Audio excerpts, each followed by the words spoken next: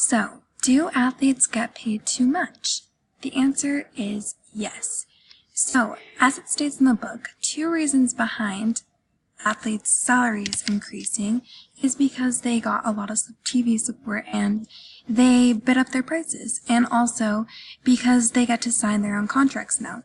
And you might say, okay, this sounds all great and good. Why is this such a bad thing? Well, the answer is because professional athletes make more than the people who teach our children. They make more than the people who save our lives and the people who do our lawsuits for us. As it states in the article, Do Professional Athletes Get Paid Too Much? From Bleacher Report, it states, teaching is one of the most economically important occupations because our future economy relies on the education of its youth.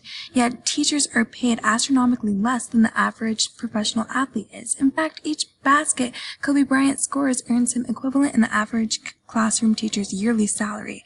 This is not right, and this proves that they're paid way too much.